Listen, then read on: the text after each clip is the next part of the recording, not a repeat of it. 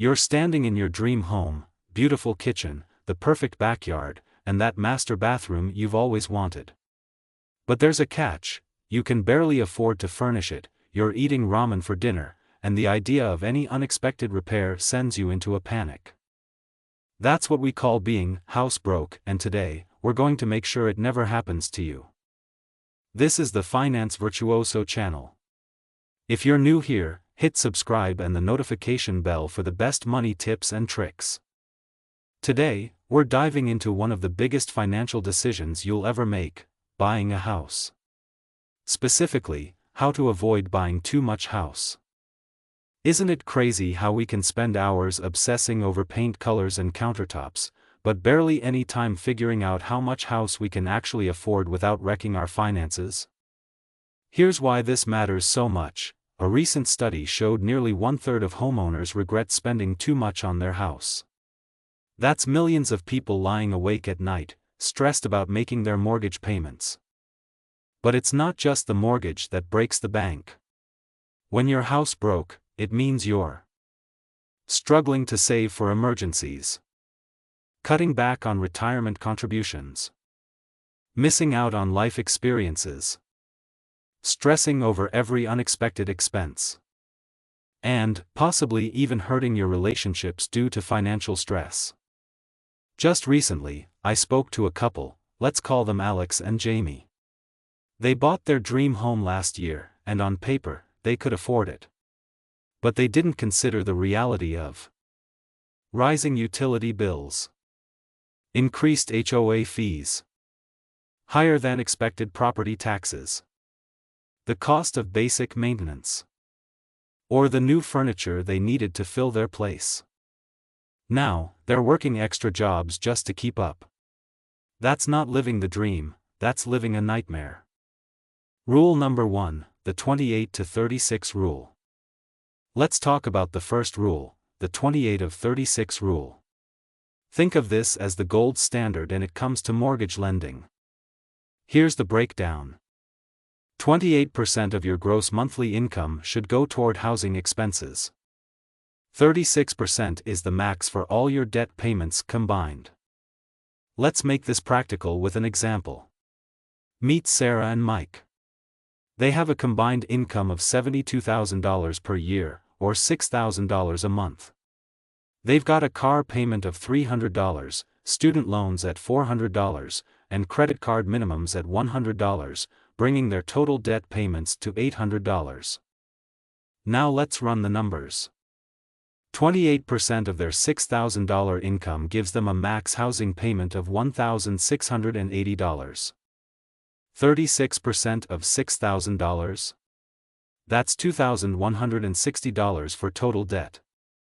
With $800 in debt payments already, their real max for housing should be $1,360.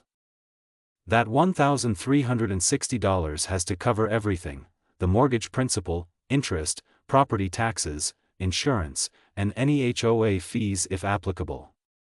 In some areas, that might mean a $200,000 to $250,000 house with a 20% down payment. But of course, location plays a huge role. Rule number 2, the 30% solution. Next up is the 30% rule, or what I like to call the danger zone. This rule says you shouldn't spend more than 30% of your gross income on housing. If we go back to Sarah and Mike's $6,000 monthly income, 30% means a max housing payment of $1,800. Sounds simple, right? But here's where people get into trouble: they forget about other financial goals, they don't account for lifestyle changes, they assume their income will always go up, and they don't set aside enough for emergencies. When I bought my first place, I went right up to that 30% limit.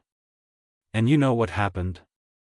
I couldn't afford to fix my car when it broke down, I had to skip my best friend's destination wedding, and I was stressed about every little unexpected expense. Don't let that happen to you.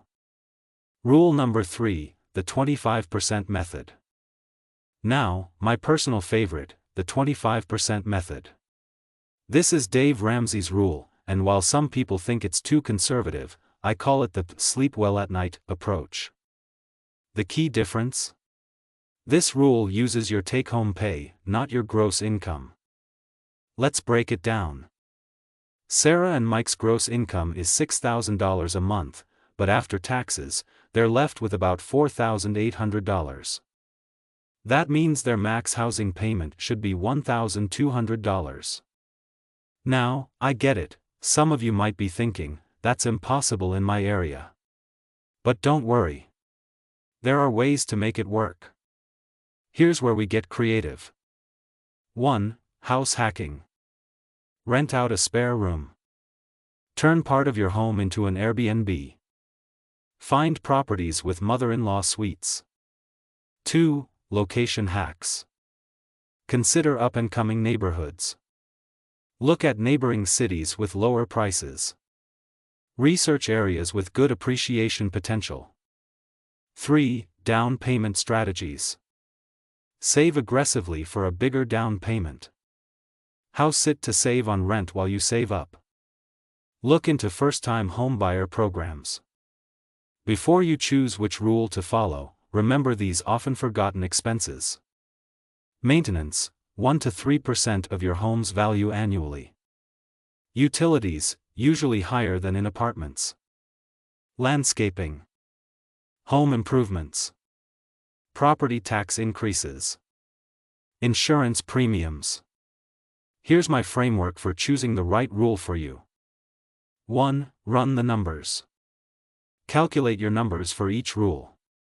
Write down all your current expenses. Think about your future goals. 2. Assess your situation. Consider your job stability. Factor in other debts and lifestyle preferences. Think about future plans, like kids or career changes. 3. Pick your rule. Go with the most conservative rule that still works for you. Add a 10% buffer for the unexpected. Plan for future life changes. Watch out for red flags like creative financing, counting on overtime or bonuses, draining your savings for a down payment, or feeling pressured to buy now. And that's it for today, folks. Now it's your turn. What rule do you think makes the most sense for you? Have you had any experience with being house broke, or maybe you're trying to avoid it right now? I'd love to hear your thoughts in the comments below. If you found this video helpful, do me a favor and smash that like button, it really helps the channel grow. And if you haven't already, don't forget to subscribe and hit that notification bell so you don't miss any future videos. I've got tons more content coming your way on everything from budgeting hacks to investing strategies to help you crush your financial goals. And hey, if you're feeling a bit overwhelmed by all the numbers, don't stress. Buying a house is one of the biggest financial moves you'll ever make, and it's totally okay to take your time, do the math, and make sure you're making the best decision for you and your family. Thanks for tuning in to the Finance Virtuoso channel. Stay smart, stay savvy, and remember, financial freedom is just a few smart decisions away. Until next time, take care and make those money moves.